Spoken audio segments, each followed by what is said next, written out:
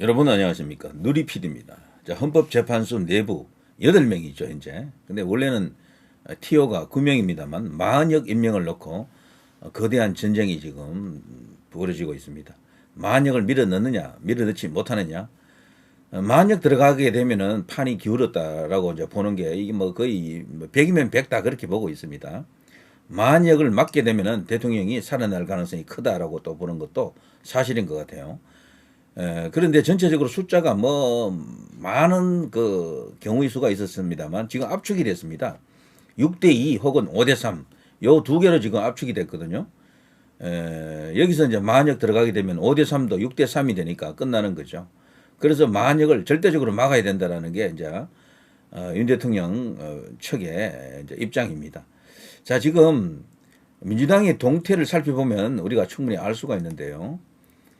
박찬대, 한덕수의 회동 제안 오늘 중에라도 당장 만나자. 뭐 지금 목을 메고 있습니다. 만나자, 만나자, 만나자. 근데 불과 며칠 전에는요 한덕수를 탄핵한다 그랬거든요. 한덕수 만약 임명 안 하면 너 탄핵한다라고 얼음장을 놨다고요. 공갈을 막 쳤어요. 한덕수란 아주 젠틀한 노신사를 이 사람들이 갖고 놀려고 하는데 그게 뜻대로 안 되는 거지. 그래서 그러자 이제 다소 이제 강공해서 조금 방향을 바꿔가지고 회유책을 지금 구사하는 것 같습니다. 좌우지간 만영을 임명하기 위한 꼼수다 이제 이렇게 보여지는데요. 지금 이걸 알 수 있는 게 SBS에서 이걸 이제 중점적으로 보도를 하기도 했지만 다른 언론도 보도했습니다. 지금 현재 이 헌재 내부가 극단적으로 지금 갈려져 있다. 서로 간에 대치 상황이다. 5대3이다. 6대2다. 뭐 이런 이야기 있습니다만 6대2는 아닐 거예요. 왜 그런가 하면 6대2면은 문영배가 선고 안 할 리가 없습니다. 그 선고 결정하는 권한이 문영배에게 있습니다. 물론 뭐 그중에서 누가 극렬하게 이제 반대하면은 어느 정도 이렇게 늦출 수는 있겠지만 결국 문영배가 하자면 하는 겁니다. 그래서 6대2는 절대 아닐 것이다라고 보는 게 맞고요. 5대3입니다. 5대3. 4대4 주장하는 사람들도 있습니다만 뭐 4대4 아니면 5대3이 되겠죠. 4대4라면은 만약 들어가 봐야 뭐 5대4밖에 안 되니까 뭐 그 저들이 대통령을 탄핵하려고 하는 게 이제 수포로 돌아가겠죠. 자, 그래서 현실적인 숫자는 5대3이 맞는 것 같아요. 5대3.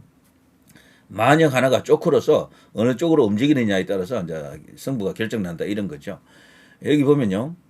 SBS 임찬종 기자 보도 TF팀 내에서 정보 유출되었다 이런 게 지금 보도가 나갔었고 김복형 정영식 조한창 재판관이 현재 문영배에게 지금 맞서고 있다라고 합니다. 절대로 당신 뜻대로 움직이지 않는다. 탄핵 인용 못한다. 문영배 쪽에서는요 다 같이 인용하자. 8대0으로 갑시다. 뭐 이런 식으로 계속해서 권유하는 것으로 알려져 있습니다. 자, 이런 상황이 되면요 문영배 이쪽도 그렇다면 우리도 퇴임이 얼마 안 남았잖아요. 이 사람들 퇴임이 지금 18일인데요. 4월 18일 바로 코앞에 지금 다가왔습니다. 그래서 문영배 이미선도 그렇게 맞서는 거죠. 그러면 우리도 선거하지 않고 그냥 나가겠다. 나가게 되면 이제 여기 남는 사람이 누굽니까? 김영두부터 정계선까지 6명의 이제 이렇게 그 헌재로서는요 뭘 할 수가 없는 거죠. 기본적으로 심리는 할 수 있지만 선거도 못 하고 원래 그 7명으로 되어 있거든요. 뭐 하려 그러면은 근데 요거를 자체 내규에 의해서 6명으로 심리는 할 수 있다. 그리고 7명 정도면 이제 이게 심판할 수 있다 이렇게 되어 있습니다만 어쨌거나 숫자가 안 되잖아요. 자, 이럴 경우에 또 한 명을 이제 끼워 넣기 위해서 뭐 노력하겠습니다. 이럴 경우에는 문영배 이미선이가 없는 상황에서는 만약이가 들어가 봐야 인용이 불가능하죠. 왜냐하면 벌써 정영식, 김복형, 조한창 이 세 사람만 해도 벌써 보수적, 중도 보수적 인물이기 때문에요. 7명 중에서 3명이나 벌써 이게 탄핵 기각 혹은 각하 쪽에 설 것으로 보기 때문에 거의 불가능해지겠죠. 그래서 저들은 좌우지간 문영배 이민선이 있을 때 뭘 하려고 하는 겁니다. 근데 그것이 지금 뜻대로 지금 잘 안 되는 거죠. 그러니까 이 만역을 임명해서 빨리 이 선거에 지금 참여케 하도록 지금 하려고 지금 초읽기에 몰린 거죠. 초읽기에. 얼마 남지 않았어요, 시간. 아마 다음 주 안에 뭔가를 끝내지 못하면 이들도 다른 카드로 아마 넘어갈 겁니다. 그 다른 카드는 불을 보듯 뻔합니다. 개헌 카드 혹은 행정부 무력화 카드 이런 것들입니다. 심지어는 헌법재판소 탄핵을 다루는 그 헌법재판관들에 대해서도 탄핵질을 할지 모른다 이런 이야기도 있죠. 그래서 지금 왜 그렇게 이제 이야기가 나오는가 하면요. 이들도 물러설 길이 없어요. 물러서면 그냥 낭떠러지 밑으로 떨어진다고요. 그래서 너 죽고 나 살고 뭐 이거죠 지금. 그래 죽기 살기로 지금 싸우는 상황이다. 이제 이렇게 보는 거고요. 자 아무튼 헌재 내부가 5대 3이 맞다 그러면은 민주당도 지금 똥줄 타는 겁니다. 마한역을 임명하지 못하면은 모든 게 끝나는 수도 있거든요. 그리고 문영배 이미선이가 퇴임하고 난 이후에는 또 어떤 상황이 벌어질는지 예측하기가 쉽지는 않습니다만 아무튼 그 전에 끝을 내려고 하는 것이다. 그런데 통상요 마한역을 임명하는 절차를 예전 상황을 보게 되면은 마한역은 여기 그 심판 그 과정에 한 번도 참여한 적이 없잖아요. 그래서 선고에 못 들어오는 게 맞는데 요즘은 뭐 간편 절차라는 게 마련되어 있죠. 그래서 그걸 통해서 공판 뭐 이런 것을 직접 자기가 뭐 어떤 역할을 하지 않았더라도 선고에 들어올 수 있는 어떤 조건을 얼마 전에 대법원에서 만들었습니다. 형사재판에 이제 적용하는 건데 이 탄핵재판도 형사재판을 준용하게끔 되어 있습니다. 그래서 그대로 따라간다라고 보면요. 간소화의 혜택을 이제 볼 수도 있겠죠. 형사재판 갱신 간소화인데요. 이거는 탄핵재판 갱신 간소화와도 연결이 됩니다. 자, 이제 이거 한번 읽어보면요. 한덕수 대행이 마은혁 후보자를 임명할 경우 윤 대통령 탄핵 심판에 참여할지가 주목된다. 판결하는 법관이 직접 변론을 듣고 증거 조사를 행하여야 한다라는 직접 심리주의 원칙에 따라 변론에 참여하지 않은 마 후보자가 선고에만 참여할 가능성은 사실상 없다. 이걸 윤 대통령 측에서도 인정하지 않겠죠, 당연히. 자, 이 경우 종결된 변론을 재개해 기존 증거 증인신문에 대한 갱신 절차를 거쳐야 한다. 갱신이라고 하는 건 다시 해보는 겁니다. 그거를 11차 변론이 있었잖아요. 그거 다 리바이벌 하는 겁니다. 시간이 굉장히 오래 걸리겠죠. 자, 변론 갱신 절차를 거칠 경우 자연스레 선고도 미뤄질 가능성이 크다. 지난 11차 변론까지의 내용을 마은혁 후보자가 다시 들어야 하기 때문이다. 물론 당사자 동의를 얻어 갱신 절차를 간소화할 수는 있지만 그간 졸속 재판을 주장해온 윤 대통령 측이 이를 받아줄 가능성은 크지 않다. 그러니까 윤 대통령 측에서도 당연히 여기에 이제 반발하겠죠. 그래서 이들의 뜻대로 움직여지지 않는 겁니다. 이게 또 상대가 있기 때문에. 그리고 국민 여론도 벌써 이렇게 반반 쪼개져 있기 때문에 마음대로 휘두르지가 않을 거예요. 쉽지 않을 겁니다. 자, 법조계에서는 마은혁 후보자를 무리하게 합류시키는 것보다는 마 후보자 스스로 회피해서 탄핵 심판 절차의 진행이나 선고 일정에 부담이 되지 않도록 할 가능성이 높다. 라고 보는 견해가 있지만, 그런데 지금 민주당이 지금 초읽기에 몰리다 보니까 이걸 이제 집어 던질 가능성이 큽니다. 무조건 마은혁을 끼워 넣고 선고에도 참여토록 하려고 하는 거죠. 현재는 앞서 마 후보자 임명 시 갱신 절차 등에 대해 재판부에서 결정할 사항이다라고 했는데, 그래서 대법원이 원에서 결정한 갱신 간소화를 이들이 준용할 따를 가능성도 크지만 또 다른 어떤 자체적인 어떤 규칙을 또 만들어낼 가능성도 큽니다. 그래서 요거는 다소 이제 논란이 있지만 현재 진행형이다 이렇게 볼 수가 있고요. 참고로 원래 이게 심판 정족수를 보게 되면요, 여기는 헌재법에 나와 있는데요.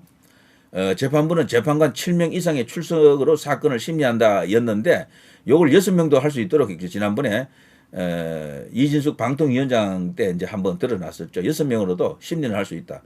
자, 재판부는 전국 심리에 관여한 재판관 과반수의 찬성으로 사건에 관한 결정을 한다. 전국 심리, 종심이죠.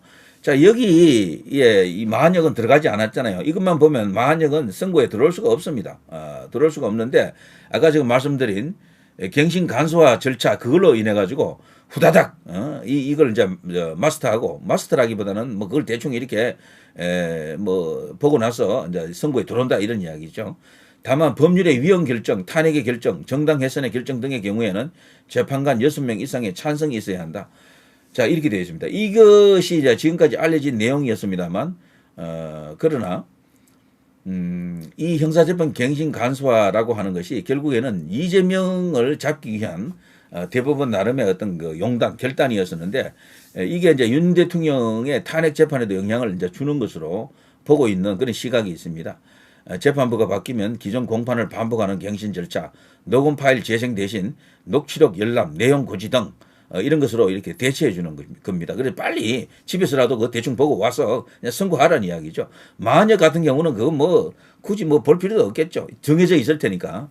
예, 그런데 이제 이런 표린을 주게 되면은 만약을 끌어들여서 이제 선고를 하게 되면 5대 3이 맞다 그러면 6대 3이 되잖아요. 큰일 나겠죠. 그러니까 절대적으로 이건 막아야 되는 겁니다. 그래서 장동혁 의원이라든가 뭐 박수영 의원이라든가 이런 사람들이 사활적으로 뭐 목숨 걸고라도 이걸 막겠다라고 하는 이유도 거기에 있는 것 같아요.